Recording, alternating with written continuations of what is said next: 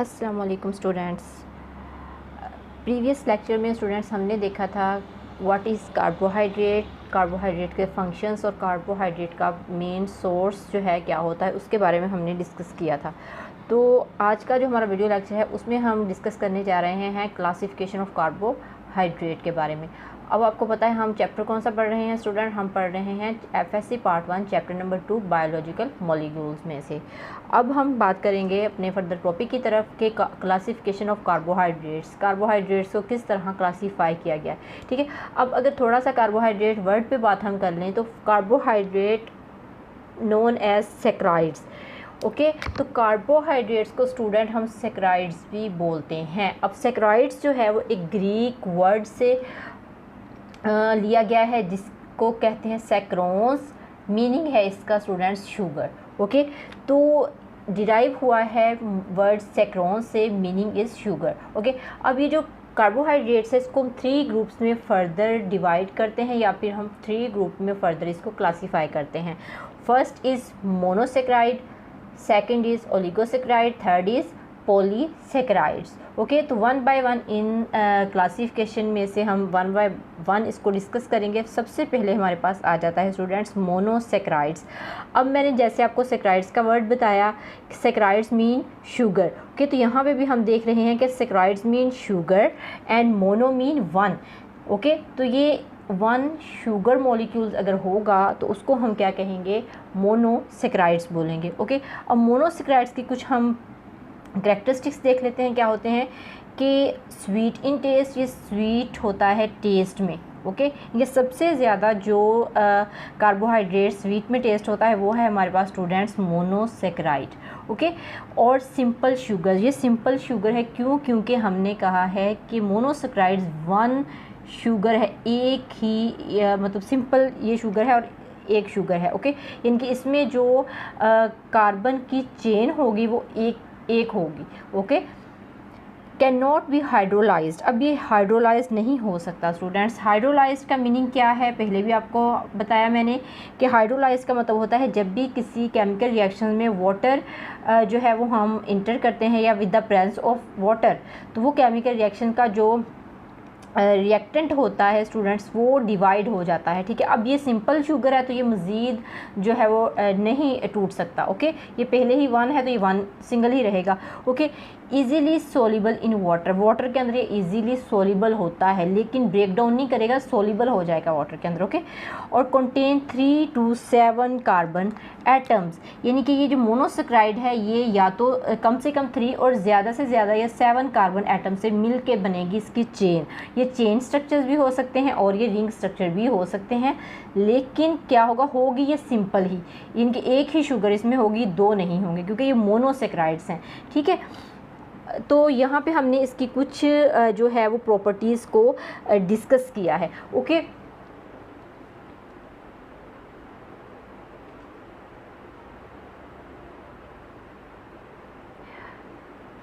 तो students next हम बात करते हैं कि जो मोनोसेक्राइड है वो कौन सी शुगर है।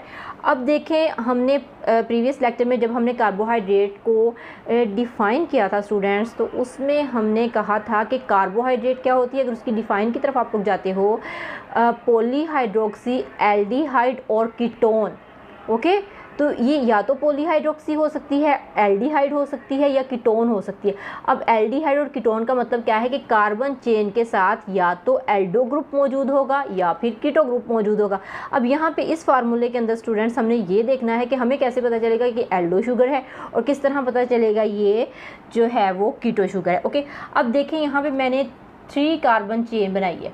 ठीक है, 1 2 एंड 3, तो यहाँ पर हमारे पास 3 कार्बन है, 1 2 एंड 3। अगर तो कार्बन नंबर 1 पे एक तरफ ऑक्सीजन हो और एक तरफ हाइड्रोजन हो, ये आप लोग यहाँ पे गौर से देखें कि कार्बन नंबर जो 1 है एक साइड पे इसके ऑक्सीजन अटैच है, दूसरी तरफ इसके हाइड्रोजन है। अगर इस तरह बॉन्ड बनाए तो इसको हम कहेंगे एल्डो शुगर। ओके, इनके नंबर 1 पोजीशन पे एक तरफ हाइड्रोजन है और एक तरफ कार्बन अटैच है इसके। ठीक है, तो ये हमारे पास बन जाएगी एल्डो शुगर और इसका नेम क्या है, ग्लिसरॉल्डिहाइड। ये ग्लिसरॉल्डिहाइड है। अब आप लोग दूसरी तरफ देख रहे हो स्टूडेंट्स कि दूसरी तरफ क्या है, कीटो ग्रुप मैंने अटैच किया है। कीटो ग्रुप कैसे पता चलेगा ये कीटो ग्रुप है, आप लोग देखिए 1 2 3 सेम एज इट इज़ हमारे पास 3 कार्बन की चेन है ये। ओके, तो इसका जो नंबर 2 वाला कार्बन है, या हम इन 3 के लिहाज से हम कह सकते हैं ये सेंट्रल कार्बन है। तो इस कार्बन के एक तरफ ऑक्सीजन मौजूद है और दोनों तरफ कार्बन है। इसमें आप देख रहे थे एक तरफ कार्बन थी तो दूसरी तरफ क्या था, हाइड्रोजन था। लेकिन इस वाले स्ट्रक्चर में आप देख रहे हैं कि दोनों तरफ कार्बन की बॉन्डिंग है और एक तरफ इसके क्या है, ऑक्सीजन है। तो इसको हम क्या कहते हैं स्टूडेंट, ये हमारे पास होता है कीटो शुगर, ये कीटो ग्रुप है। ठीक है, तो इस तरह आप इसको डिफ्रेंशिएट कर सकते हैं। आपने जहन में रखनी है, ये बात बहुत ज़्यादा मुश्किल नहीं है, सिर्फ इस चीज़ का ध्यान रखना है कि एल्डो वो शुगर होती है जिसके एक तरफ हाइड्रोजन दूसरी तरफ कार्बन अटैच हो कार्बन एटम के साथ, और कीटो वो वाली शुगर होती है जिसमें दोनों तरफ कार्बन एटम के साथ अटैच होता है, दोनों तरफ जो है वो कार्बन एटम। ओके, तो ये हमारे पास हो गई कीटो शुगर। अब यहाँ पे जो कीटो शुगर मैंने आपको ड्रा करके दिखाई, ये है डाई हाइड्रोक्सी एसीटोन। टोन लफ्ज़ जो है वो कीटो से निकला है। ओके, तो ये हमारे पास जो है वो दो मैंने आपको शुगर्स बताई, एक एल्डो ग्रुप एंड जो है वो कीटो ग्रुप के साथ। तो यहाँ पे हम कहते हैं कि कार्बोहाइड्रेट जो है वो एल्डिहाइड हो सकता है या फिर कीटोन ग्रुप हो सकता है। ओके, अब हमने पीछे पढ़ा कि इसकी प्रॉपर्टीज़ के अंदर कि कार्बन जो हमारे पास मोनोसेक्राइड्स हैं स्टूडेंट्स, वो क्या होते हैं कि या तो 3 कार्बन होगा या फिर वो जो है वो 7 एटम उसकी चेन में अटैच होंगे। अब यहाँ पे हमने 1 बाय 1 इसको डिस्कस किया है। अगर फॉर एग्ज़ाम्पल ये हमारे पास स्टूडेंट्स है 3 कार्बन, तो इसको हम कहते हैं ट्राइओस। ठीक है, ट्राइओस मीन निकला है 3 कार्बन से, तो ये बन गया हमारे पास ट्राइओस। अब स्टूडेंट्स ट्राइओस क्या है, मैंने आपको ऊपर एग्जांपल दी ग्लाइसरल्डिहाइड और डाई हाइड्रोक्सी एसीटोन। ये जो दोनों मैंने आपको एग्जांपल्स दी हैं स्टूडेंट, ये किसकी एग्जांपल थी, ट्राइओस की एग्जांपल्स थी। ओके, इसके बाद अगर हम बात करें 4 कार्बन, तो 4 कार्बन को हम कहेंगे टेट्रोस। अब ये टेट्रोस शुगर है, ये बहुत ही रेयर होती है। ठीक है, ये सबसे ज़्यादा रेयर पाई जाती है नेचर के अंदर। अब स्टूडेंट्स ये आपको MCQs आ सकता है कि मोस्ट रेयर जो हमारे पास होती है शुगर वो कौन सी है, तो आप वहाँ पे लिखोगे कि वो है हमारे पास टेट्रोस। ओके, ये सम बैक्टीरियल जो सेल वॉल है उन्हीं के अंदर पाई जाती है, अदरवाइज़ ये नहीं होती। ओके, बहुत रेयर होती है। उसके बाद आता है स्टूडेंट्स 5 कार्बन। 5 कार्बन को हम क्या कहेंगे, पेंटोस। ओके, तो पेंटोस जो है ये मोस्ट कॉमन है जो है वो न्यूक्लिक एसिड में। ठीक है, न्यूक्लिक एसिड में कहाँ पे, DNA में और RNA में।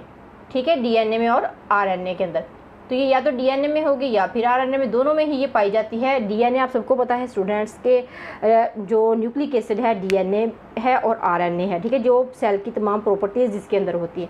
ठीक है, तो ये मोस्टली पाई जाती है DNA और RNA में। अब ये भी आपको MCQs आ सकता है, ये भी इंपॉर्टेंट MCQs है कि DNA और RNA में कौन सी शुगर पाई जाती है student.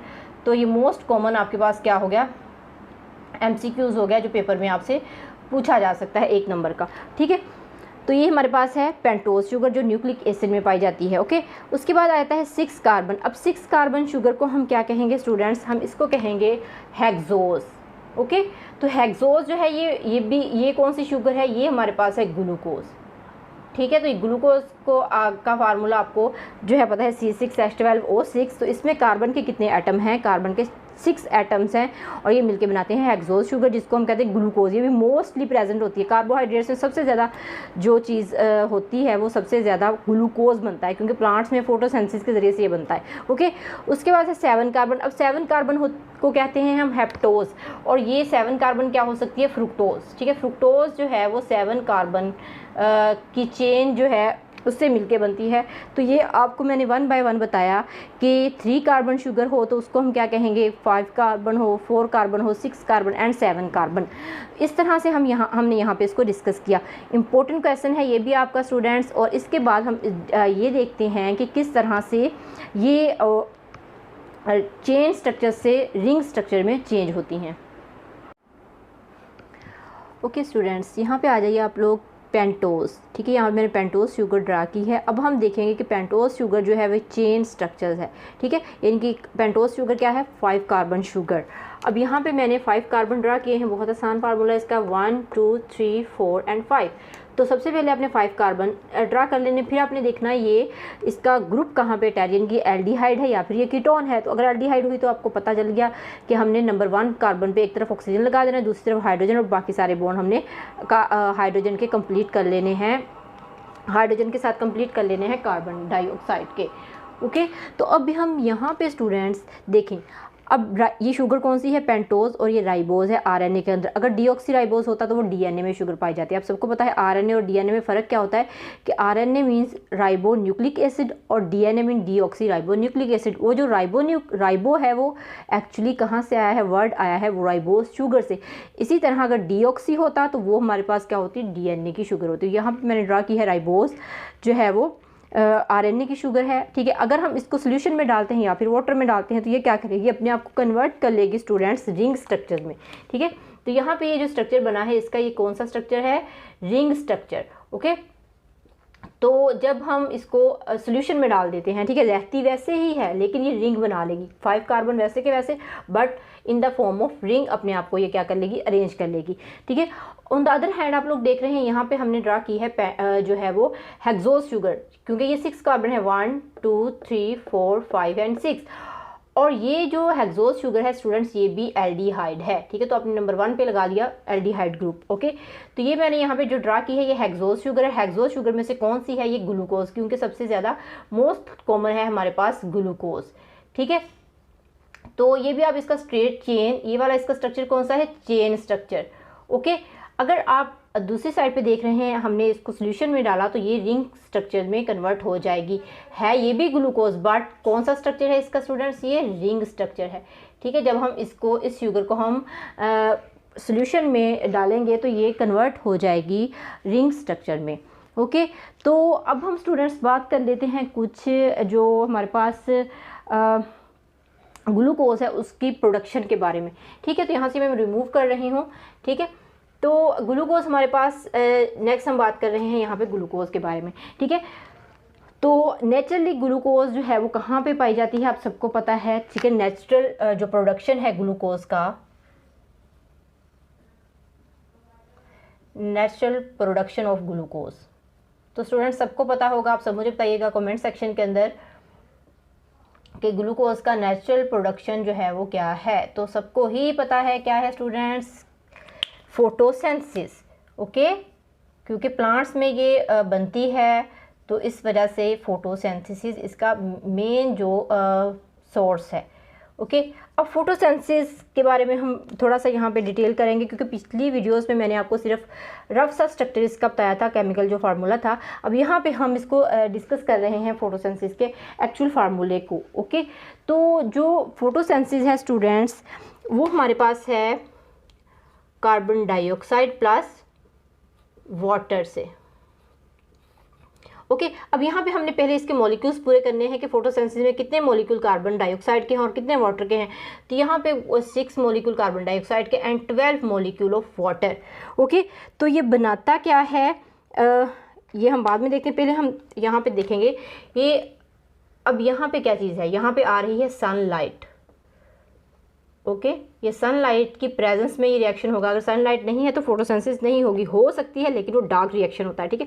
Light reaction in the presence of sunlight ही होता है। ओके स्टूडेंट्स, तो ये भी आपने अपने जहन में रखना है कि फोटोसिंथेसिस के एक्चुअली 2 रिएक्शन होते हैं, light reaction and dark reaction.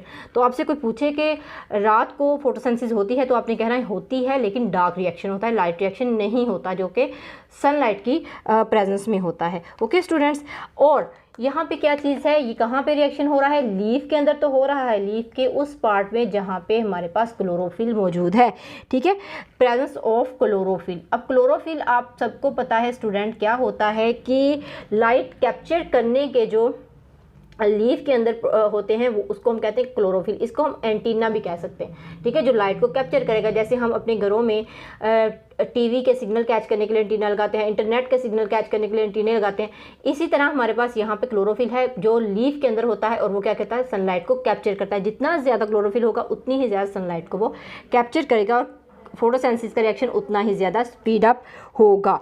Okay, अब हम देखते हैं सोर्स इस रिएक्शन से क्या बना हमारे पास। सबसे पहले आपको पता है हमें चाहिए ग्लूकोज, ठीक है, C6H12O 6, ठीक है। प्लस हमारे पास क्या आएगा, इसमें ऑक्सीजन आएगी और प्लस वाटर भी जो है वो कुछ मॉलिक्यूल्स वाटर के भी यहाँ पे बनेंगे। अब यहाँ पे मॉलिक्यूल बने 6 और यहाँ पे भी ऑक्सीजन के मॉलिक्यूल कितने बने, 6, ठीक है। अब ये पूरा फार्मूला है हमारे पास फोटोसिंथेसिस का, ओके। अब स्टूडेंट्स अगर हम बात करें कि जो सोलर एनर्जी है, ठीक है, यानी कि 10 ग्राम ऑफ ग्लूकोज मॉलिक्यूल जो है वो बनता है 10 ग्राम ऑफ ग्लूकोज कि कितनी सनलाइट लेगा, जब हमें चाहिए सिर्फ और सिर्फ 10 ग्राम, तो 7.6 किलो कैलोरी, ठीक है। इतनी ज़्यादा इसको जो है सोलर एनर्जी चाहिए 10 ग्राम ग्लूकोज बनाने के लिए, ओके। तो यहाँ पे हमने ये चीज़ भी याद रखनी, ये भी आपको स्टूडेंट्स MCQs आ सकता है, ओके। उसके बाद अगर हम बात करें कि सोलर एनर्जी जो है वो कन्वर्ट होती है केमिकल एनर्जी में।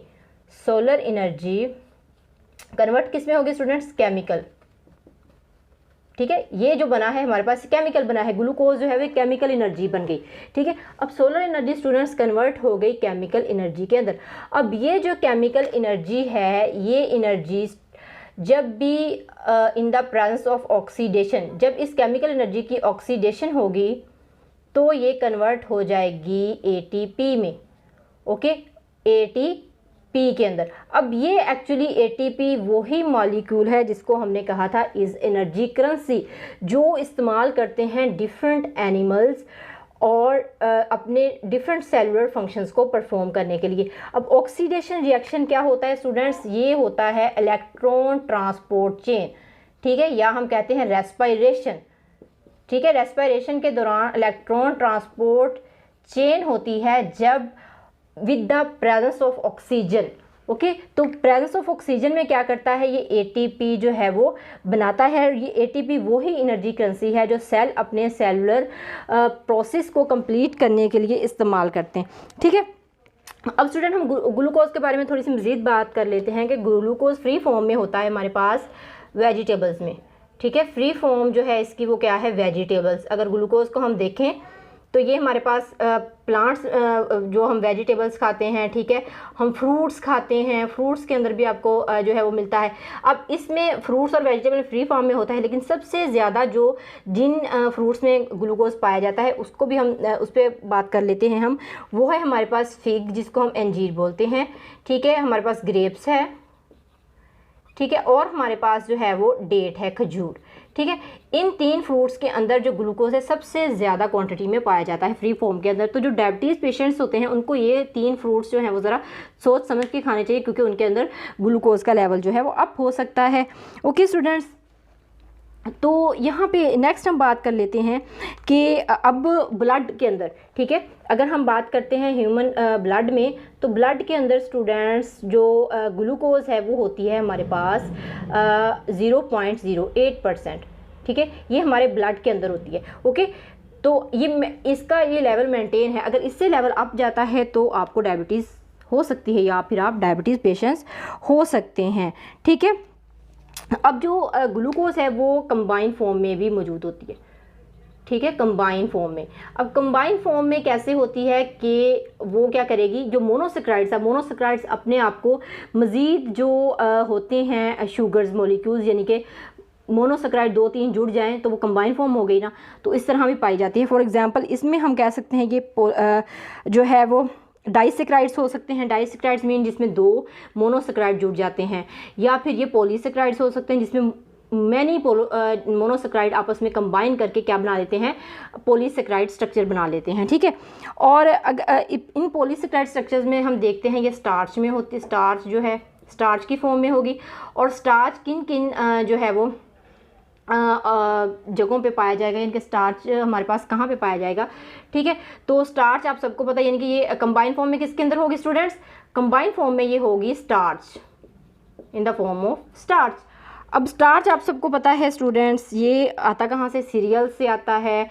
जो हम दालें अनाज खाते हैं उनमें स्टार्च होता है, जैसे पोटैटो है उसमें भी स्टार्च होता है, ठीक है। इस तरह हमारे पास जो है वो ये सेलुलोज की फॉर्म में भी हो सकती है, ठीक है, सेलुलोज भी कार्बोहाइड्रेट है, ठीक है। इसी तरह हमारे पास जो है वो कार्बोहाइड्रेट है वो in the form of glycogen भी हो सकती है। अब ग्लाइकोजन फॉर्म में ये हमारे मसल्स में होती है, या जो है वो जो ग्लाइकोजन इसकी फॉर्म है स्टूडेंट, इसको हम यहाँ पे थोड़ा सा डिस्कस करते हैं ग्लाइकोजन को, ठीक है। मैं ऊपर लिखती हूँ थोड़ा सा ताकि आपको सही तरह से समझ आ सके यहाँ से, ठीक है। तो ग्लाइकोजन, अब ग्लाइकोजन जो है वो कार्बोहाइड्रेट की थोड़ी सी जिसको हम कहते हैं ना स्टोर फॉर्म है। अब ग्लाइकोजन के अंदर जब हाइड्रोलाइसिस होगी, क्योंकि मैंने कहा ना आपको कि ये पॉली जो है सेक्राइड्स हो सकते हैं, डाइसेक्राइड्स हो सकते हैं। तो अगर ग्लाइकोजन कंबाइंड फॉर्म है तो इसको सिंपल फॉर्म में कन्वर्ट होने के लिए किस रिएक्शन से गुजरना पड़ेगा? हाइड्रोलाइसिस से, यानी कि with the presence of water ये कन्वर्ट हो जाएगा सिंपल शुगर्स के अंदर, ठीक है। तो ये ग्लाइकोजन कन्वर्ट हो जाएगी फ़ौरन से ग्लूकोज के अंदर, और ग्लूकोज वही मैंने आपको बताया कि एटीपी जो है वो कैसे मिलेगी ग्लूकोज से हमें? With the presence of oxidation reaction. तो ऑक्सीडेशन रिएक्शन होगा तो ये ग्लूकोज कन्वर्ट हो जाएगी स्टूडेंट्स एटीपी के अंदर, ओके। तो ये बहुत जल्दी से ग्लाइकोजन जो है वो कन्वर्ट हो जाता है ग्लूकोज के अंदर जब भी सेल को ग्लूकोज चाहिए होगी, ओके। हर वक्त कन्वर्ट नहीं होगा, ये जब चाहिए होगी तब कन्वर्ट होगा। और इसी तरह अगर ग्लूकोज ज़्यादा है, नहीं ग्लूकोज की जरूरत, तो ग्लूकोज कंबाइन करके कन्वर्ट हो जाएगा ग्लाइकोजन के अंदर। तो जब इसकी ज़रूरत होगी स्टूडेंट्स तो ये हम इस्तेमाल कर लेंगे with the presence of respiration या फिर ईटीपी, ठीक है, इलेक्ट्रॉन ट्रांसपोर्ट चेन। ईटीपी यहाँ पे मैंने लिखा है, सॉरी स्टूडेंट्स, यहाँ पे ईटीसी आप कहते हैं इलेक्ट्रॉन ट्रांसपोर्ट चेन को। ये दोबारा से यहाँ पे इसको नोट डाउन कर लीजिएगा, इलेक्ट्रॉन ट्रांसपोर्ट चेन, ओके। तो ये था स्टूडेंट्स हमारा आज का जो लेक्चर था। आपको कोई भी चीज़ नहीं समझ आई आप मुझसे कमेंट सेक्शन में लाजमी पूछिएगा। थैंक यू, अल्लाह हाफिज़। इंशाल्लाह नेक्स्ट हम मिलेंगे अपने नेक्स्ट लेक्चर के साथ।